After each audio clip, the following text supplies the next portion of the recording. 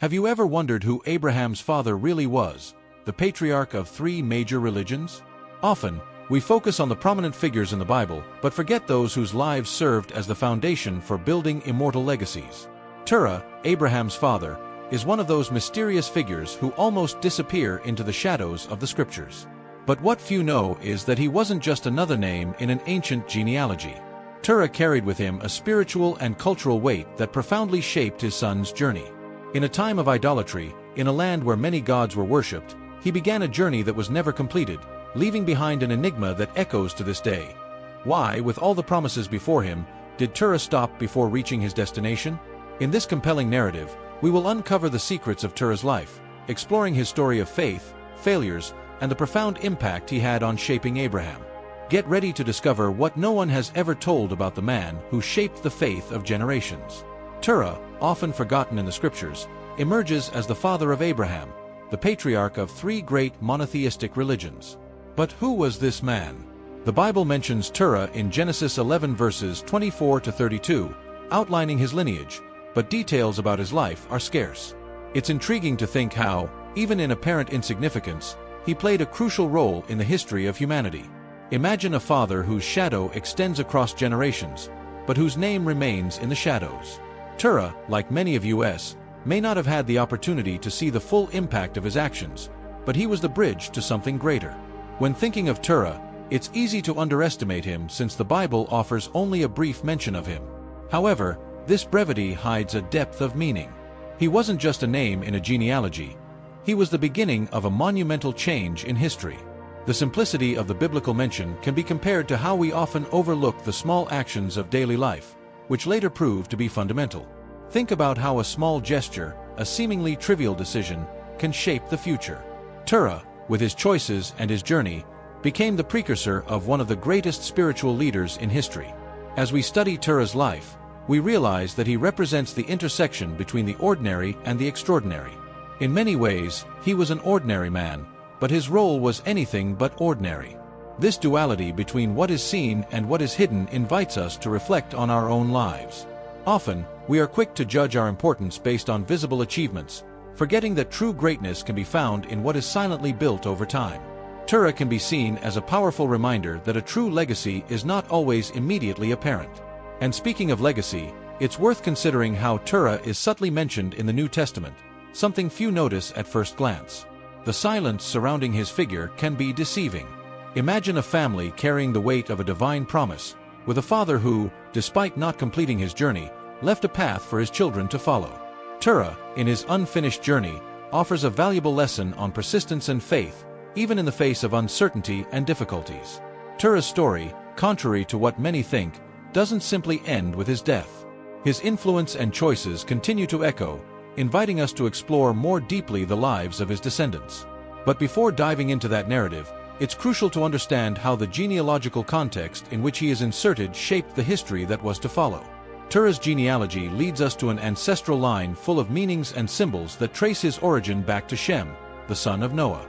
However, as with many biblical genealogies, it's important to understand that it's not limited to a simple list of names.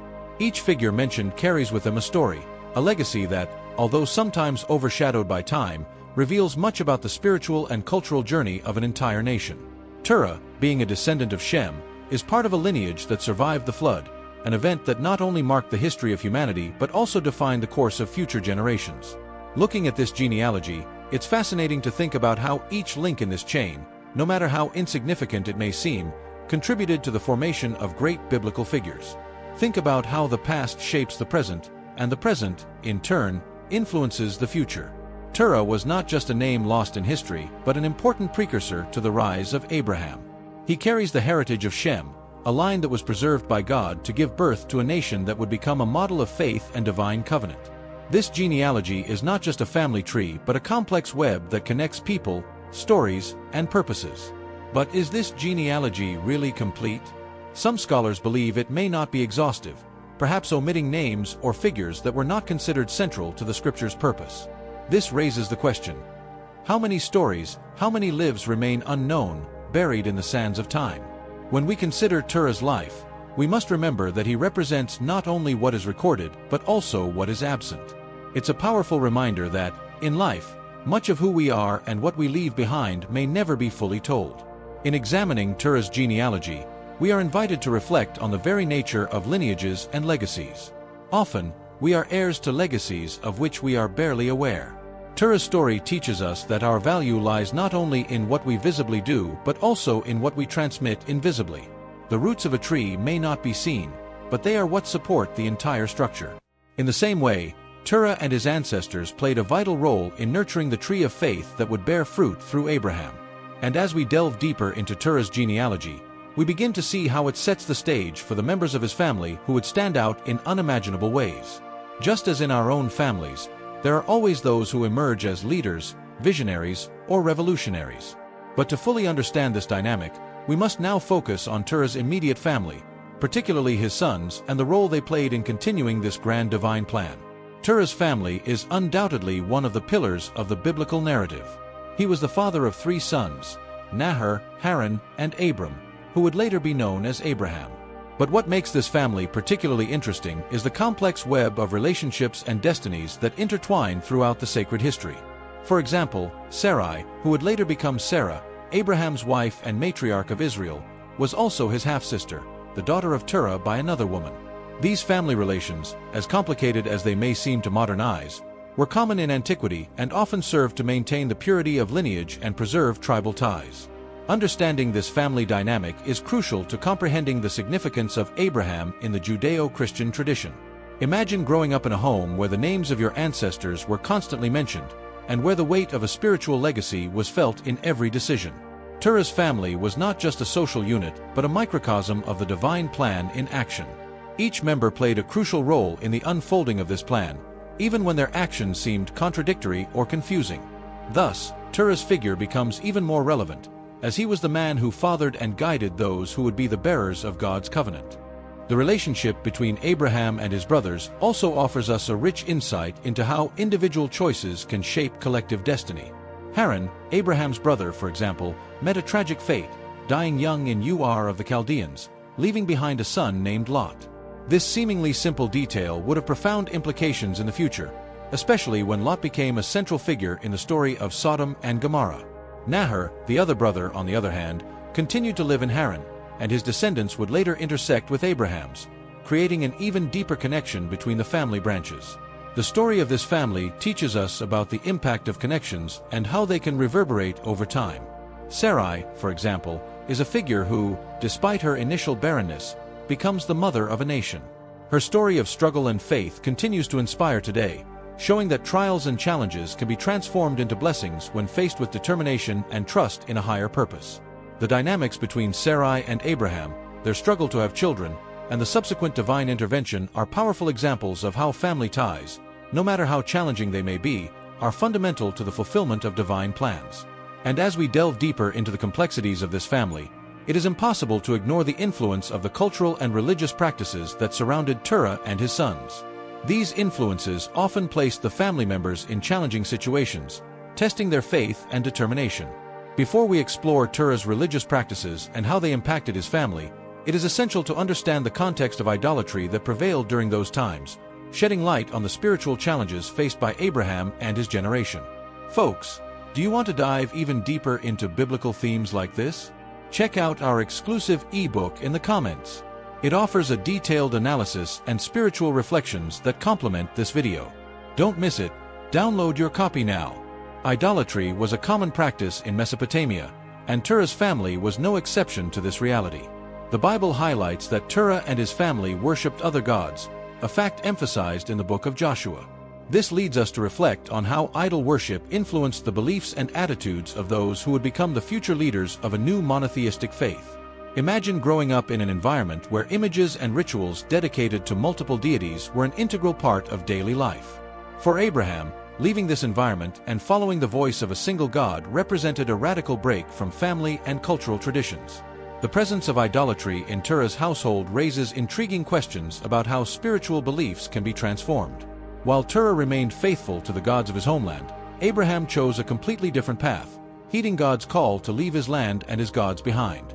This moment of rupture is fundamental to understanding the evolution of monotheistic faith. Think about how Abraham's choice would resonate with future generations, shaping the history of a nation and eventually the entire Western world.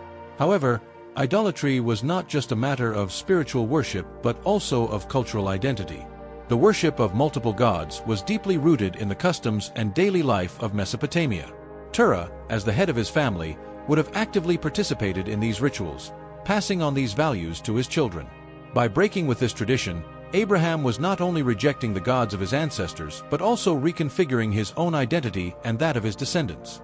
It's a powerful reminder that sometimes, to embrace a new spiritual path, it is necessary to leave behind not only old beliefs but also a part of oneself.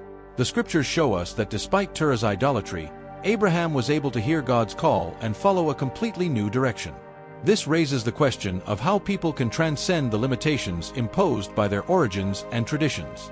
Abraham became the patriarch of a new faith, but his journey began in a home where idols were revered. This teaches us that, regardless of our origins, there is always the possibility of transformation and of following a path that resonates more deeply with our true spiritual calling. And as we reflect on this transition, we must consider how Terah's physical journey reflected this complex relationship between idolatry and faith. He started a journey from Ur to Canaan but never completed the journey, stopping in Haran. This unfinished movement perhaps symbolizes Terah's internal struggle between old traditions and the new faith that his son, Abraham, would fully embrace. But to better understand this journey, we need to explore what motivated Terah to leave Ur and why he decided to settle in Haran instead of completing the journey to Canaan. Terah's decision to leave Ur of the Chaldeans with his family was undoubtedly one of the most significant of his life. Ur was a prosperous city, a center of culture and commerce in ancient Mesopotamia, but Terah chose to leave this stability behind, taking his sons and grandchildren on a journey toward Canaan. However, instead of completing the journey, he settled in Haran, a city that shared many cultural similarities with Ur. This decision to interrupt the journey raises intriguing questions about Terah's motivations and the challenges he faced. Perhaps he was hindered by personal reasons, or maybe the allure of Haran, with its familiarity and safety, was too great to resist. Terah's choice not to complete the journey to Canaan can be seen as a metaphor for many of our own life journeys. How often do we start something with great enthusiasm only to settle for something less than our original goal? Haran, for Terah, represented a point of comfort, a place where he could settle without facing the uncertainties and challenges that awaited him in Canaan. It's a reminder that even in our own lives, the temptation to stop short of reaching our dreams can be strong. But just as Terah's story did not end in Haran, our stories can also continue, even when we face interruptions or detours along the way. The fact that Terah did not complete the journey also has implications for his children, especially Abraham. While Terah chose the safety of Haran, Abraham chose to move forward, obeying God's call to go to Canaan. This contrast between father and son highlights the importance of recognizing when it's time to move forward, even when those who came before us chose to stay. Abraham completed the journey that his father began but did not finish, showing that each generation has the opportunity to continue the unfinished work of their predecessors. Haran, though not Terah's final destination, played a crucial role in preparing Abraham for his mission. It was in Haran that Abraham received God's call, a call that would lead him to become the father of a great nation. Thus, we can see Terah's journey as part of a larger plan, where even the detours and interruptions have a purpose. The fact that Abraham was able to complete his father's journey teaches us about the importance of perseverance and faith amid life's uncertainties. And as we consider this journey, we are led to reflect on how Terah's decisions influenced not only his life but also future generations. His choice to stop in Haran may have seemed like a pause or an end, but in reality, it was a new beginning for Abraham and his descendants. But to fully understand Terah's impact, it's important to explore how he is remembered and indirectly mentioned in the New Testament, showing that his influence endures far beyond his own life. Although Terah's name does not appear prominently in the New Testament, his presence is felt indirectly, especially through the lineage of Jesus and in Stephen's words in the Acts of the Apostles. This subtle mention serves as a reminder that even those whose lives seem overshadowed by the greatness of their descendants play a crucial role in the unfolding of sacred history.